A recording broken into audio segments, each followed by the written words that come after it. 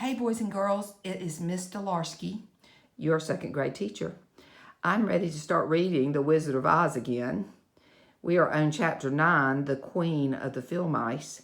As you remember, Dorothy, the Scarecrow, the Tin Man, and the Cowardly Lion were all going to see the wizard in the Emerald City, and the wizard was going to help them with all their problems that they had. And towards the end of their journey, well, they ran into a big field of poppies and they had to get across. They had to get off the yellow brick road, and the poppies made them go to sleep. And Dorothy went to sleep, so did Toto, so did the Cowardly Lion, but the Tin Woodsman and Scarecrow did not. And so they picked up Dorothy and Toto and took them out of the poppy field and laid them on some grass outside so they could get the good air again. But they could not move the lion. And that's where we right now are on Chapter 9, The Queen of the Field Mice. We cannot be far from the road of yellow brick now, remarked the Scarecrow as he stood beside the girl, for we have come nearly as far as the river carried us away. The Tin Woodsman was about to reply when he heard a low growl, and turning his head, which worked beautifully on hinges, he saw a strange beast come bounding over the grass towards them. It was indeed a great yellow wildcat, and the woodsman thought it must be chasing something, for its ears were lying close to its head, and its mouth was wide open, showing 2 rows of ugly teeth, with its red eyes glowing like balls of fire. Now that's a simile. As it got nearer the Tin Woodsman, he saw that something was running before the beast, and it was a little gray field mice. And though he had no heart, he knew it was wrong for the wildcat to try to kill such a pretty harmless creature. So the woodsman raised his axe, and as the wildcat ran by, he gave a quick blow that cut, oh dear my, cut the beast's head clean off from its body, and it rolled over at his feet in 2 pieces. Now, talk about violent. Dear my. The field mouse, not mice, but mouse, he's singular, now that it was freed from its enemies, stopped short, and coming slowly up to the woodsman, it said in a squeaky little voice, "Oh, thank you so very much for saving my life." "Don't speak of it, I beg of you," replied the woodsman. "I have no heart, you know, so I am very careful to help out those who need a friend, even if it happens to be only a mouse." "Only a mouse!" cried the little animal indignantly. That means, better not have said that. "Why, I am a queen, the queen of all the field mice." "Oh, indeed," said the woodman, making a bow. "Therefore, you have done a great deed as well as a brave one in saving my life," added the queen. At that moment, several mice were seen running up as fast as their little legs could carry them, and when they saw the queen, they exclaimed, "Oh, your majesty, we thought you would be killed. How did you manage to escape that great wildcat?" And they all bowed so low to the little queen that they almost stood upon their heads. "This funny little man," she said, or answered, "killed the wildcat and saved my life. So hereafter we must all serve him and obey his slightest wish." "We will," cried all the mice in a shrill chorus. That means high. Shrill means high.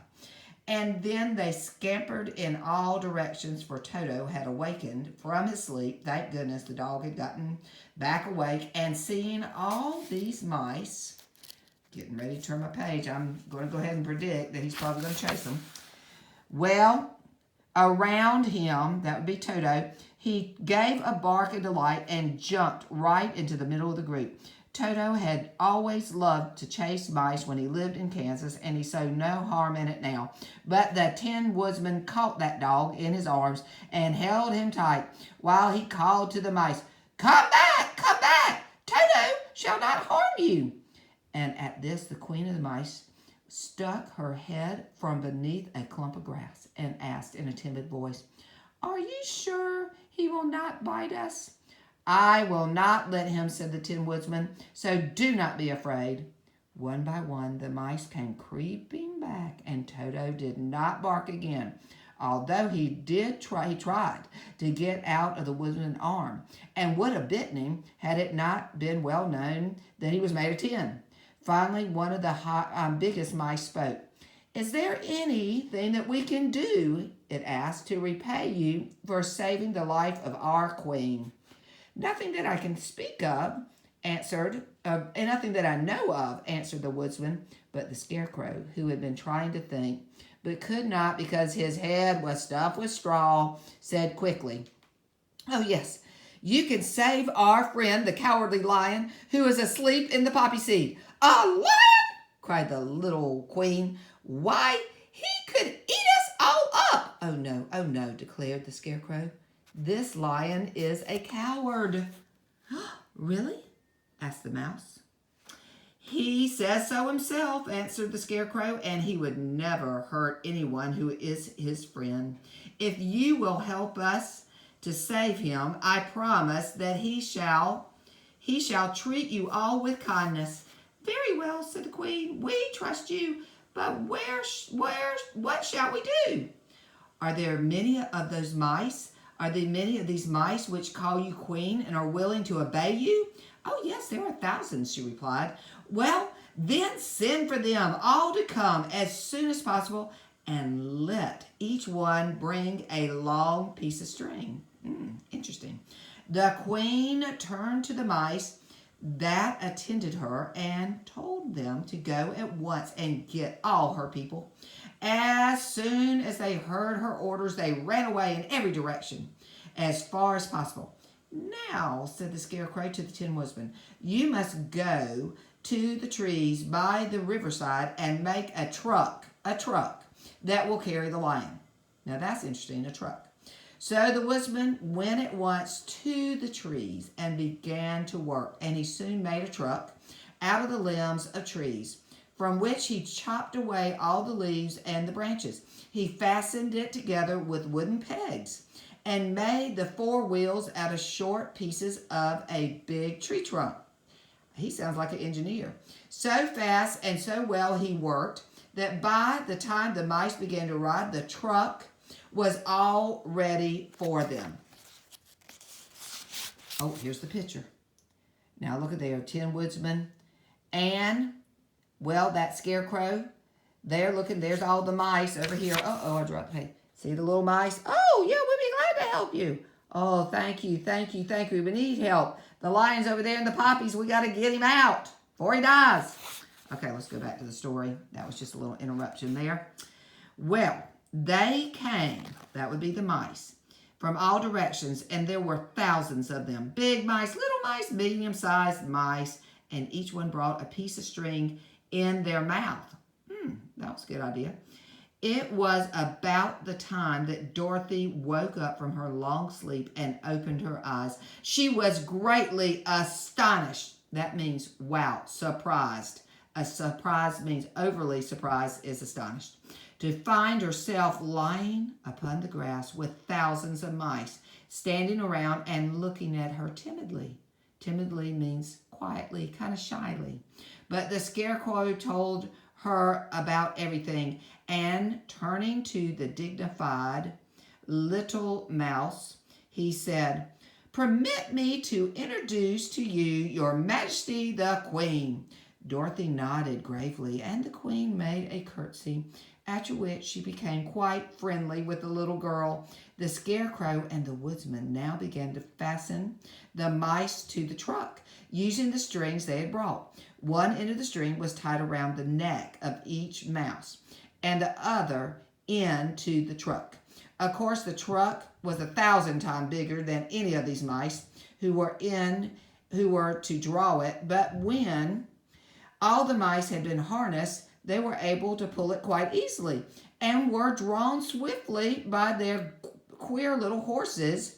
That means they were kind of like horses, that were pulling something, but they were mice, to the place where the lion lay asleep. After a great deal of work, for the lion was very heavy, they managed to get him up on the truck. Then the Queen hurriedly gave her people the order to stop. or not to stop, to start. Excuse me, I was doing an anonym and I should have done a synonym. To start. For she feared that if the mice stayed among the poppies too long, they would also fall asleep. Hey, good idea, Queen Mouse. At first, the little creatures, many that they were, could hardly stir the heavily loaded truck. But the woodsman and the scarecrow both pushed from behind, and they got along better. Soon they rolled that lion out of the poppy bed to the green fields where he could breathe the sweet, fresh air again instead of that poisonous scent of the flowers. Dorothy came to meet them and thanked the little mouse warmly for saving her companion from death. She had grown so fond of the big lion that she was glad he had been rescued. Then the mice were unharnessed. That means the opposite of harness. That means they're taking off their little strings and disembarking from the truck. The mice were unharnessed from the truck and scampered away through the grass to their homes. The queen of the mice was the last to leave. If you ever need us again, she said, come into the fields and call, and we shall hear you and come to your assistance. Goodbye. Goodbye, they all answered, and away the queen ran, while Dorothy held Toto tightly lest he should run after her and frighten her. After this, they sat down beside the lion until he should awaken, and the scarecrow brought Dorothy some fruit from a tree nearby, which she ate for her dinner. Well, that is chapter 9 of The Wizard of Oz. Our next chapter is called The Guardian of the Gates. I'll be excited to read that. But for now, I bid you farewell.